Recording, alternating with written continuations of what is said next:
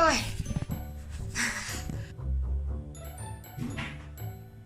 Alright. Don't feel pressured. I know, but I just know that I won't touch it if it's in a pony because I can't. I'll be gone. smack you. So you can't. So I physically can't. Yeah, I need to stop saying, well, yeah. This is what I mean by different colours. Oh, warm. Ooh, icy. Cold. When it's like more bright outside as well. I don't know. It's just quite dark in here. What's up and down mean? Brighter and not as bright. Snack. Snacky. We're back! Oh goodness. I'm hungry. I thought, what did I just say? The hair's a bit like flicky, Nice. like Miss, what's called a Falamori. Aiden Broody. Is that what it's called? My face.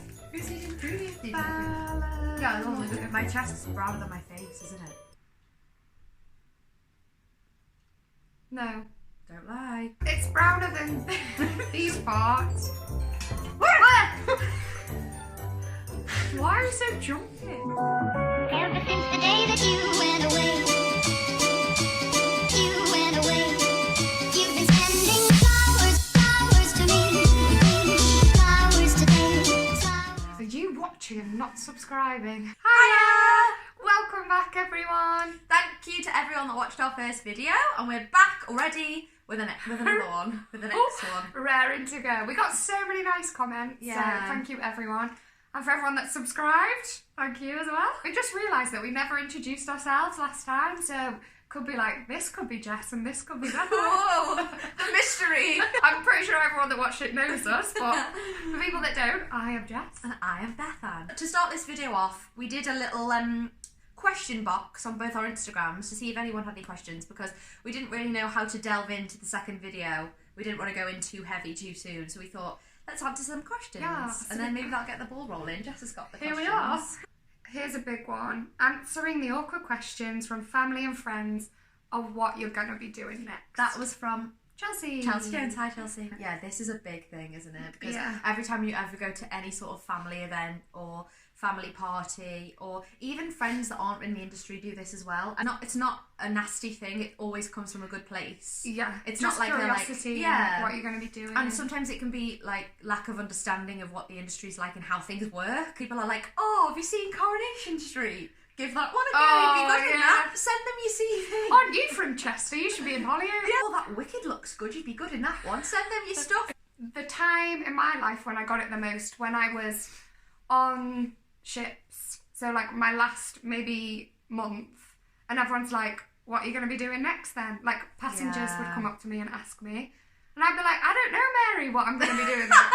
I'm just going to enjoy some time at home maybe. Yeah, see what happens. There's no way of predicting. It's awkward when you finish a job and you go to something, or like where we're at now when we've been out for a bit, you preempt the question and you already feel sad about it, bad about it. So it's like, it just like brings up those feelings. Yeah. And it's hard because you don't want to be like, stop asking me, because it's coming from a nice place. Like they just are interested in your life. And you've grown up with them being like, how's school? Yeah. How's this? How's that? And then it gets to this point and it's like, oh, what's coming up next? Yeah, for what's you? in the pipeline? Yeah, that's it, the pipeline. Always I think we need to come up with a good answer. What do you actually say? So, Jess, how is it? What's going on with your dancing? I think I try to say like what I hope I'm going to be doing, or I've got this audition coming, or...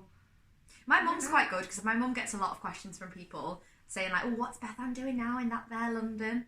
And she'll be like, oh, she's got a lot going on. She's auditioning loads. There's only a matter of time, really. And they're like, ooh. Maybe I should and just I'm like, lie. well done, Mum. Like, thanks. It's also, people don't realise the pace of how things come about. So, like, the last job I was in, I had an audition. They recalled me the next day. And then I started the job the day after that. Like, the first day of rehearsals. So, like, the week before that, I might have been at a family event and someone could have been like, oh, you how's can't have things? like set plans. No, and I could have been like, I don't know, nothing's going on, I don't have any auditions at the minute, I'm not sure. A week later, I'm in rehearsals, first day rehearsals, like, and those people that asked me are probably like, she said she didn't have anything. So, Do you know what, I think we need to be better at being okay with saying, oh, I don't have any plans, gonna see what happens.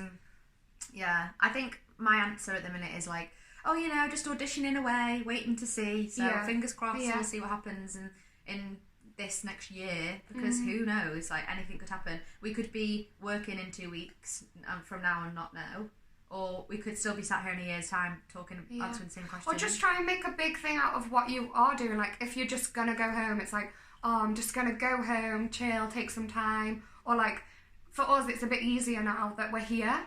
So it's like, I'm going off back to London, to the big city. Where everything's happening. Yeah. So you can sort of cover it with that. Yeah. Rather than having to be like, well, I don't have a job. Yeah, it's awkward and you feel silly. Especially if you've got siblings or other family members or friends that are like in a really secure full-time job and they're like our age. Then it's like, oh, so your brother's doing this. What are you doing? Yeah. And you're like, oh, please don't compare. Most self-employed people, even if they're not performers, are sometimes a bit like, oh, I don't know, we'll see. Like photographers and like, do you know what I mean? It's like, well, whatever comes in my way is what I'll be doing next, but I can't tell you because I don't have a 9 to 5. I don't have that information beforehand. It's hard. It is hard. But in answer to Chelsea's question, because we've talked for so long, be like, oh, wait and see. We've got loads coming up, loads of exciting things, and you know, just build some suspense. Yeah, and just you don't have to tell people. If it's people that you care about, then you can be like, oh, it's really quiet at the minute. I'm a bit worried. We'll see. Yeah. Or people that not that you don't care about, but people that you don't want to go into depth about your career with, you can be like, oh, you know, there's lots going on, auditioning away. We'll see. Fingers crossed. I'm sure if anything happens, you'll see somewhere. What's the next question? Let's have a look. Okay, so we've both worked on cruise ships before. You worked for. Why am I saying like I don't know? We worked for like the same company. We both worked for the same company. I was on the Oceania Riviera with NCL. And I did Regent, Seven Seas, on the Explorer twice, and then I did P&O, the Oceania. I was a singer-dancer. And I was just dancer. No, not just dancer. Sorry, I am a dancer. Question is, what's the best / hardest part of cruise contracts? That was from Jessie, who we live with. Thanks, Jessie. That is a very vague question. Yeah, she knew. She knew it'd be a tough one. But you could start with this one because you've done more of this than me. I think some of the best parts for me, because that's probably the easiest to answer, is the fact that you get to travel the world for free. That's got to be a big plus. Yeah. They're generally like good pay. You don't have to pay any rent for food or like anything like that. So you can save money whilst you're performing. And then obviously the big one is performing. You get to perform like a variety of different shows to ever-changing audiences. And also you get to meet so many new people from so many different cultures and nationalities. So you make lots of new friends. Yeah, that you never would have met any other way. Like, how else do you have friends that are from like Australia and New York? I feel like you gain so much life experience from doing that. We both went straight from third year into a ship. You went before we even graduated, and I think I started in September, so I had the summer and then went straight away. And it is definitely a really good like springboard into the profession. And it's such an exciting thing. Like, we both flew out to America, like fresh grads. It was amazing. It is so much fun. It's like you live on a floating hotel. Like, it's almost like uni. It's quite hard to explain, isn't it? Yeah, I feel like it is one of them things that until you've done it, we can explain its depth, but you still won't fully understand what it's like. But the hardest things are probably, obviously, the contracts are more than likely always 6 months at least, aren't they? Yeah. Being away from your friends and family, being away from normal life. We've both spent Christmas away from home. Yeah, so that's a really hard time. Missing like family events, everybody's birthdays. Yeah, like and just being away from people. Yeah, and also I think one of the hardest things for me was that I didn't really realise as so much at the start, but is that you don't have your own kitchen and your own fresh food because you can't take on anything perishable into your cabin. They don't let you. So in your cabin you can have like snacks, crisps, packeted, sealed things. I could on my third contract, See, on ours they wouldn't let us. So but again, you don't really have like a kitchen, do you? No. You didn't have like, I suppose you could have a microwave, couldn't you? But you can't like, what I'm trying to say is, you can't buy some chicken, go on and like cook some chicken. There's no way to get around make that. yourself, like, you can't make yourself food. You've got to go and eat in the places that supply you food. And that, for both of our first contracts, it was a bit bizarre because it was like, you either go to the mental, like, Michelin star, ridiculously expensive restaurants because you're like invited by someone and you can eat like steak and lobster and wine on Versace plates, literally, or you wear your like gym stuff and go to the staff mess, like the crew mess. What's it called? creaminess. And it's not nice food. It And wasn't nice. I've worked with like vegetarians as well, and it's been really difficult for them. Yeah, imagine being vegan and all that. Like, Yeah. it's impossible. I think a lot of that comes down to like you don't really get much personal space. I mean, we both shared a cabin, so there's not one place that you can just get away from everything. Yeah. And my hardest part of the whole thing was coming home. Oh, that no one prepares you for that. You spend 6 months literally with a calendar next to your head by your bed. I did anyway. I literally can picture it. The wall was here, my bed was here, and I had a calendar here, and I'd literally Every day got a cross the days schedule off. as well. Yeah. Like And it's not that you're counting down the days like a prison sentence, because you're not, but you're enjoying it. at some point, you Yeah, are. you're enjoying the experience, you're enjoying the lifestyle and everything on the performing and stuff. But obviously, a little bit of you is always like, "Oh, this day I get to go home and see everyone," and it feels like it's really far away and like it's never going to happen. Unachievable. Yeah, doesn't it? Yeah. You're like, it feels like I'm never going home. So you kind of do cross the days off, and you're excited, and you talk to everybody from home or FaceTime, like, "We'll see you this date, see you this date." And then I just remember getting home and even just landing in the airport, I was like, "Oh, this is weird. It's I'm on such my a surreal own. experience. Like, where's all my cast? Half my cast were from America. In fact, more than half. Yeah. So I said goodbye to them on that day and thought, I literally don't know when I'm ever going to see you again. And Yeah, you're it's from my really family. sad. Yeah, for 6 months. I have seen you few get of so them. close to people, and the Yeah. thought that you might actually just never see them again. Yeah, I'd missed Christmas. My mum the next day did. I missed Christmas and Easter. She did an Easter hunt in the morning. Aww. Oh, bless her. And then there was a Christmas tree. It was April. There was a Christmas tree, and we had Christmas dinner the next day. And I didn't eat it, and she was like, "What's the matter? Like, have I done? Is it too much? You're not hungry? You're jet lagged?" And I was like, "I don't know what it is. I just feel really like weird and Overwhelmed, spaced out. probably. Yeah, like it feels like you've gone back in time." Yeah, my mum will admit this though, and we've said this to each other before, that we've been used to living apart, our own lives, like them in their house without me being there and me being away without them, that it does take a while to readjust. Yeah, definitely. To like living with each other again. Just 6 months suddenly out of the blue, gone, and then you're back. And the big thing I always think is that you're with those certain people, and when you come home, none of them are there. So you can't reminisce or like you talk can't. about any of the things you're used to talking about. I remember saying So to it's my just mum, like it's a dream. Like Yeah, did that even happen? Open your eyes and where are those people? like everyone's obviously really nice, and your friends will ask you questions, but once you've got over talking that 10 minutes about what you've been up to for the past year of your life, then it's sort of like you can't talk about it anymore, and that's it, it's done. It's sort of just a memory. Yeah. Oh, that's horrid, isn't it? Yeah. I think the hardest part of it for me was coming home at the end. Weird that, isn't it? Yeah, but I think the good outweighs the bad. Yeah. Sorry, what you going to say? I don't think I was processing. Imagine, no. There's just so much to talk about. Yeah.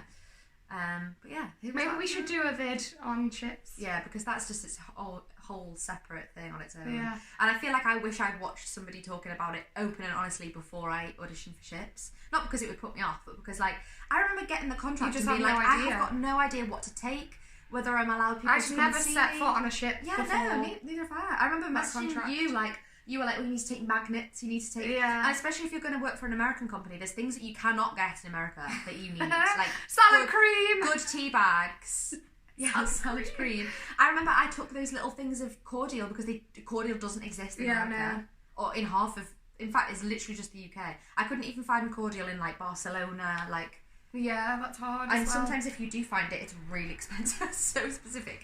But like, I remember at bedtime being like, I just want a glass of cordial. I just want some orange cordial. Water. It is like the craziest things that you miss when 'cause you're away. America's like water or like Gatorade, like pure Yeah. sugary, like or like you can't even get normal cranberry juice. It's like cranberry cocktail, and everything's just not, Not real. It's like you're drinking Yeah. synthetic, like drinks all the time. It's like living your life on Lucozade or water and nothing else. You can't even have a cup of tea because it's disgusting. Yeah, it's the weird milk, isn't it? Lipton tea bags. Yeah. Vile. Yeah, and the horrible, what's it called, milk? Is it like UHT? Yeah, like long life. What even is that? And creamer. Creamer. I still don't understand what Creamer. creamer is. I don't What either. is creamer? Just put cream or milk. What is creamer? Do you know? No, I don't know. Who knows? It's not nice. People will tell you I it's don't think nice. I've ever tried it. Oh, it's horrible. It tastes like you've put off milk in your coffee. Yeah. It's disgusting. And also it's full of like rubbish. So it doesn't. You don't even feel good about it because it's not like a low-fat version. It's like, what is this? Yeah. And then they don't have sugar. They just have sweetener. So you put creamer and then sweetener, and you're drinking it like this isn't a real no, coffee. that's not nice. It's filth. Sorry, I can't. We're getting a bit off topic. What was Jessie's question? Thanks, Jessie. Yeah. Jessie's sister is on a cruise ship right now for Princess. Princess? Yeah. So I'm sure she can probably relate. I'm sure she'll comment on this and be like, yeah, I need some Real cow's milk. and some good tea bags and some cordial. How do you cope with rejection? Oh, that's a nice one. Is it? Do you cope with rejection? I think you do. I feel like I've not been in this position. Oh, sorry. No. Bethan, you'll have to get this one. I've never been rejected. No, because... Well, What do you mean? Go on, explain. I feel like I'm going Explain to dig yourself. a hole now. I don't think I've ever got to the point where I've got to, like, a Okay. point of almost getting a job and then being like, no.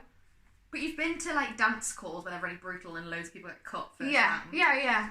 Sometimes I don't deal very well, I suppose. Yeah, I think that's a good answer though. How does anyone deal with rejection? You can't be like, oh, I deal with rejection really well. These are my 3 tips and then I'm fine. Like obviously, if anyone gets rejected in any form of life, whether it's a job interview, a relationship, anything, it hurts. It's not nice. It's a horrible thing to go through. I think this is not a good thing and this is not a way to cope with that at all, but I don't think I have very high like expectations of myself. Mm-hmm. So I go to an audition thinking I'm probably gonna get cut. So when it happens, I'm not. That's really bad. It is isn't bad. it? You shouldn't do that. I didn't audition. I got my contract through sending my show reel. You're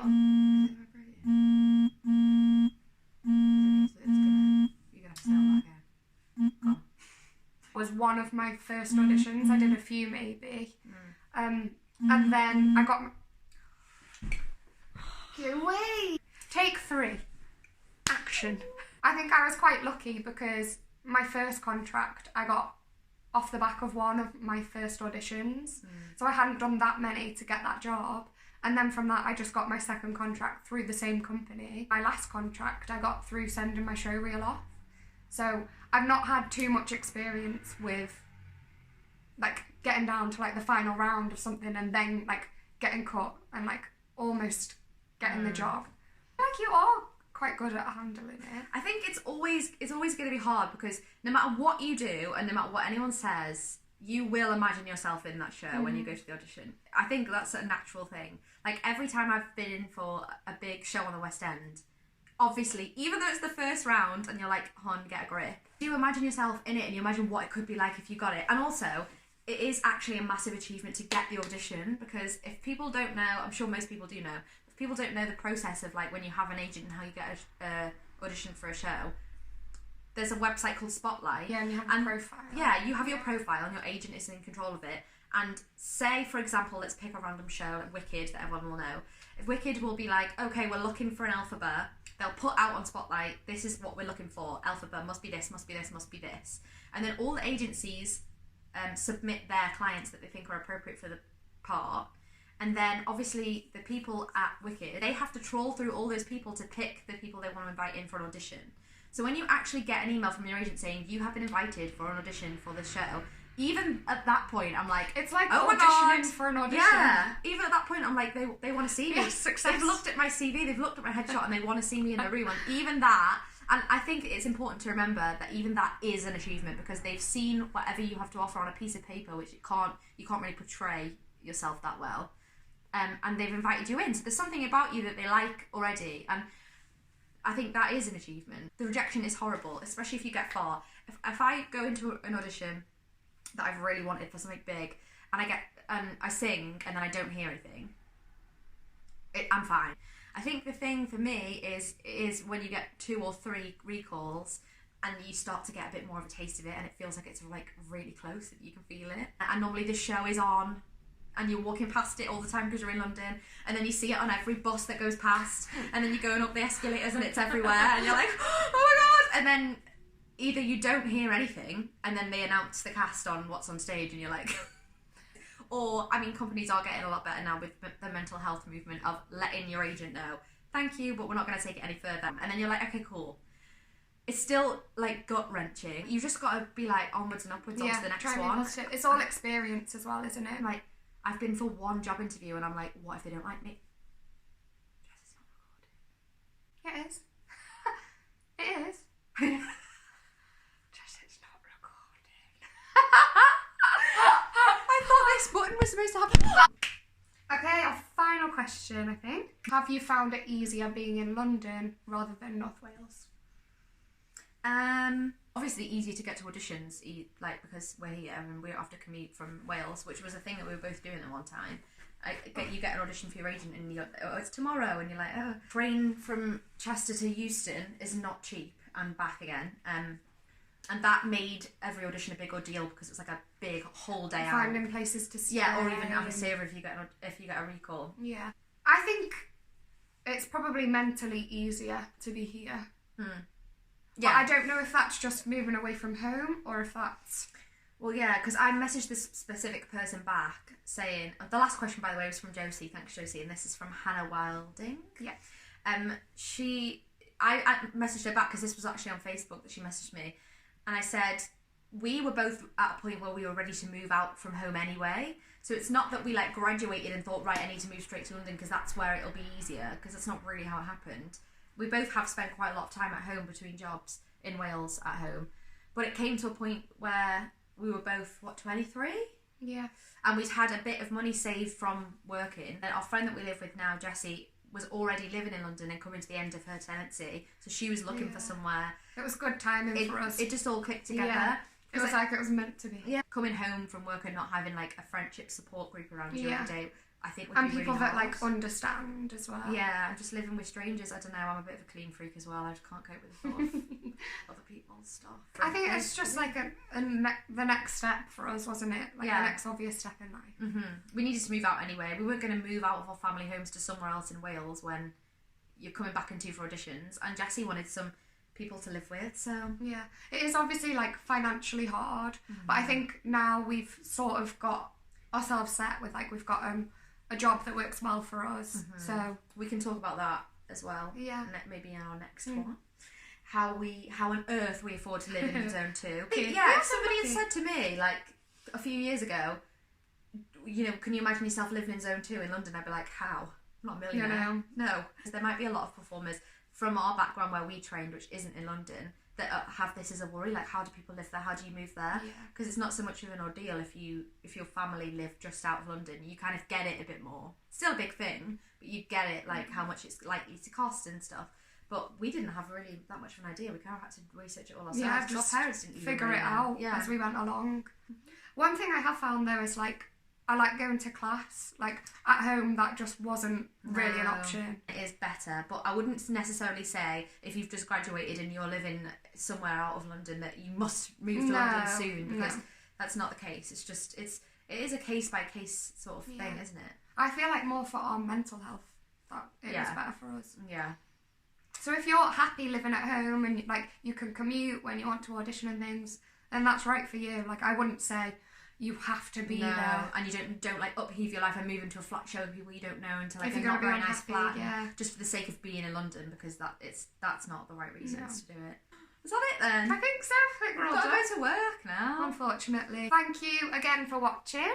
Yeah, thank you. Answered as many questions as we could. Yeah. We have. We've done well. I hope the answers help the people that ask the questions and any other people that they may relate to as well. If you like this video and you think it will benefit anyone else that you know, please feel free to share it on Facebook, on Twitter, on Instagram. And subscribe. Please, We want this to help people, so like, subscribe, click the thumb up button. Give us a couple of comments. Yeah, ask some questions. I like the comment. Yeah, share away, like away, and we'll be back with the next third week. video. Yeah, next week, hopefully. Yes. Do you like our light?